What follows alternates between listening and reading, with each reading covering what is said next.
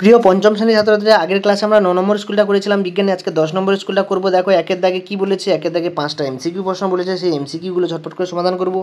কোনটি অপচলিত শক্তি? উত্তর দেখো লেখা আছে সবগুলোই, সৌরশক্তি, জৈব গ্যাস, বায়ুপ্রবাহ, সবগুলো অপচলিত শক্তি। বিশ্ব বয়স্ক দিবস কত তারিখে পালন করা হয়? 1 অক্টোবর। তারপরে কলকাতায় রিক্সা আছে কত সালে? 1900 সালে। কাগজ এসেছে কোথা থেকে? না, চীন থেকে। পৃথিবীর চারপাশে চাঁদের এক পাক ঘুরতে সময় লাগে 29.5 দিন।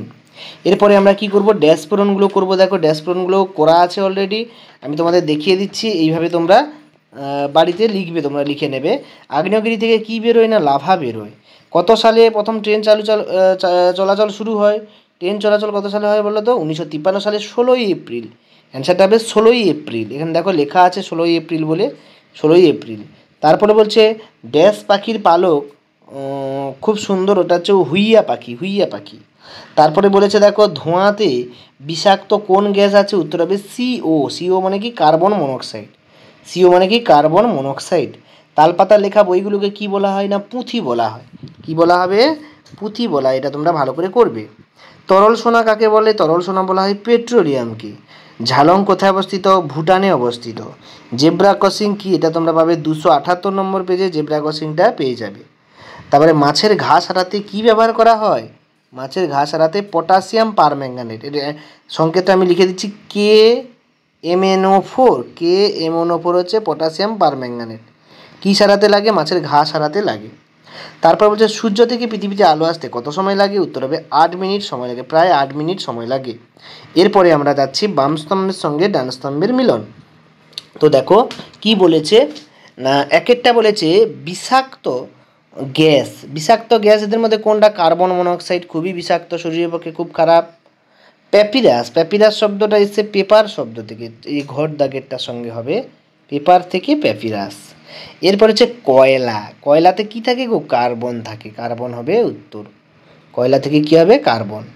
তারপরে গ্যালিলিও, গ্যালিলিও উত্তর হবে কি? টেলিস্কোপ আবিষ্কার করেন। গ্যালিলিও কি আবিষ্কার করেন? টেলিস্কোপ। সুনামি, সামুদ্রিক জলোচ্ছ্বাস। তো দেখো আমরা সমস্ত আলাদা আলাদা কালি দিয়ে আমি দেখিয়ে দিচ্ছি কোনটার সঙ্গে কোনটা হবে, তীর চিহ্ন দিয়ে। তো এইভাবে তোমরা প্র্যাকটিস করবে। তারপরে দেখো আমরা সত্য মিথ্যায় চলে যাচ্ছি। প্রথম প্রশ্ন, সূর্য ও চাঁদের মাঝখানে পৃথিবী অবস্থান করলে তাকে সূর্যগ্রহণ বলে, সম্পূর্ণ ভুল।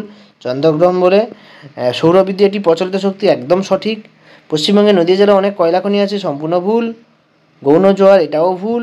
পৃথিবীর কক্ষপথ গোলাকার, সম্পূর্ণ ভুল, উপবৃত্তাকার। 450 কোটি বছর আগে সূর্যের জন্ম, এটা একদম সত্য কথা।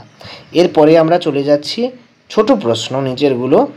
অপ্রচলিত শক্তি কাকে বলে? উদাহরণ, এটা হবে 260 পেজে, রায়মার্টিন প্রশ্নবিচিত্র সহায়িকায় নতুনটায় 260 পেজ দেখবে। চন্দ্রগ্রহণ কাকে বলে? 315 পেজ। ভরাকটাল, মরাকটাল, এটা 324 পেজে পাবে। হরপাবান 301 পেজে। আবহাওয়া হচ্ছে 216 পেজে। এবং এখানে একটা বলেছে একটি পরিবেশ বান্ধব যানের নাম কি? অ্যান্সারটা হবে সাইকেল। এরপরে দেখো আমরা পরের পেজে চলে যাচ্ছি। পরের পেজের নাম্বার হচ্ছে দেখো 229 পেজের। শিশুদের অধিকার পাবে 340 পেজে। ভূমিকম্পের সমস্যা 302 পেজে। সূর্যগ্রহণ সেটা হচ্ছে 313 পেজে। বনভূমি সংরক্ষণ 238 এবং 226 পেজে, বন থেকে কী কী পাই। আর রাস্তায় বেরোলে সাবধানতা, এটা পাবে 281 পেজে। তো এই হচ্ছে তোমাদের টোটাল 1 নম্বর স্কুলে 10 নম্বর স্কুলের প্রশ্নপত্র। আগের ক্লাসে আমরা 11 নম্বর স্কুলের প্রশ্নপত্র আলোচনা করবো। সকলকে ধন্যবাদ। দেখা যাচ্ছে পরের ভিডিওতে পরে প্রশ্নপত্র নিয়ে আলোচনা করা হবে।